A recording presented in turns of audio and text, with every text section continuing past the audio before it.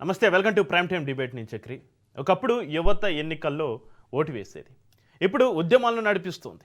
ఒకప్పుడు రాజకీయ పార్టీలు యువతను తమ వైపు తిప్పుకునేందుకు ప్రయత్నించేవి, ఇప్పుడు యువతే రాజకీయ పార్టీలను ప్రశ్నిస్తుంది.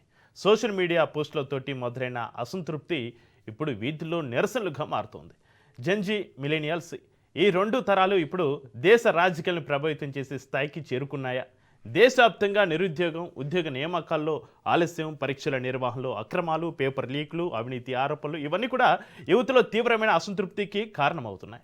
ఇటీవల ఢిల్లీలో జంతర్ మంతర్ వేదికగా ప్రారంభమైన యువత ఉద్యమం జాతీయ చర్చగా మారింది. పరీక్షల వ్యవస్థ, ఉద్యోగ అవకాశాలు, ప్రభుత్వ బాధ్యతపైన యువత నేరుగా ప్రశ్నలు సంధిస్తోంది.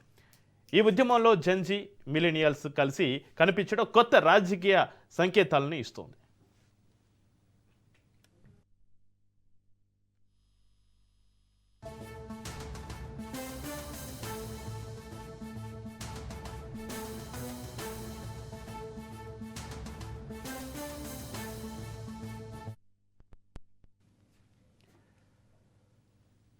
కాక్రోచ్ ఉద్యమం ప్రస్తుతం దేశవ్యాప్తంగా చర్చకు కారణమైంది. సీజేపీ పేరుతోటి గుర్తింపు పొందుతున్న యువత ఉద్యమం కేవలం సోషల్ మీడియా ఫెనామినేనా, లేక రేపటి రాజకీయ శక్తిగా ఎదుగుతుందా? నిరుద్యోగం, పరీక్షల అక్రమాలు, అవకాశాల కొరత వంటి అంశాలపైన యువతలో పెరుగుతున్న ఆగ్రహానికి ఇది ప్రతిబింబమా అనే ప్రశ్నలు వినిపిస్తున్నాయి.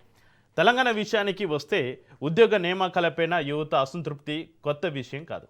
పోలీసు ఉద్యోగాల నోటిఫికేషన్లు పెంచాలని, ఉద్యోగ క్యాలెండర్ విడుదల చేయాలని, ఖాళీల భర్తీ వేగవంతం చేయాలని నిరుద్యోగ యువత పలుమార్లు నిరసనలు చేపట్టింది. హైదరాబాద్లో ఇటీవల తరచుగా యువత రోడ్డెక్కి ఆందోళనలు నిర్వహిస్తోంది.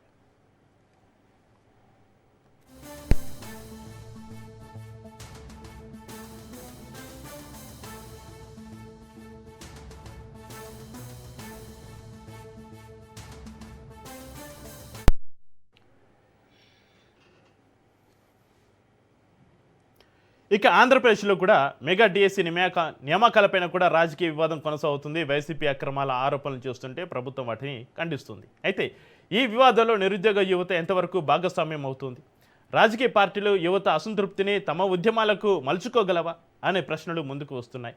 ఇక జార్ఖండ్లో పరిస్థితి మరింత తీవ్రంగా కనిపిస్తుంది. జేపీఎస్సీ, జేఎస్ఎస్సీ పరీక్షల్లో అక్రమాలు జరిగాయంటూ వేలాది మంది విద్యార్థులు రాంచీలో నిరసనలు చేపట్టారు. ఈ ఉద్యమానికి సీజేపీ మద్దతు ప్రకటించింది. నిరాహార దీక్షల వరకు వెళ్ళిన ఈ పోరాటం ఇప్పుడు కేవలం పరీక్షల అంశం కాకుండా యువత ఆత్మగౌరవ ఉద్యమంగా మారుతుందని విశ్లేషకులు చెబుతున్నారు.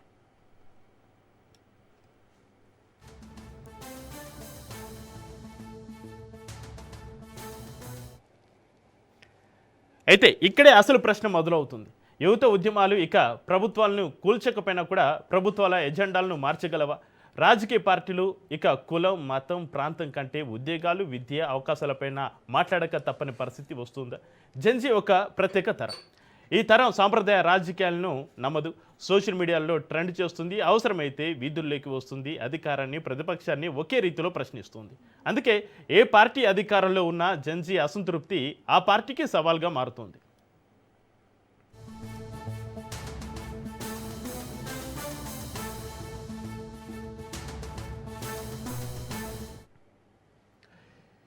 మరి రాబోయే రోజుల్లో ప్రతి పార్లమెంటు సమావేశానికి ముందు జంతర్ మంతర్ కొత్త నిరసన వేదికగా మారుతుందా? సీజేపీ లాంటి ఉద్యమాలు రాజకీయ పార్టీలుగా మారే అవకాశం ఉందా? నిరుద్యోగం, అవినీతి, పరీక్షల అక్రమాలే 2029 సార్వత్రిక ఎన్నికల ప్రధాన ఎజెండాగా మారుతాయా? లేక సాంప్రదాయ రాజకీయ నేతలు మరోసారి యువతను తమ వైపు తిప్పుకోగలరా? దేశ రాజకీయాల్లో కొత్త అధ్యాయం మొదలైందా, లేక ఇది తాత్కాలిక ఆవేశమా అనే అంశాలపైన చర్చిద్దాం. మనకు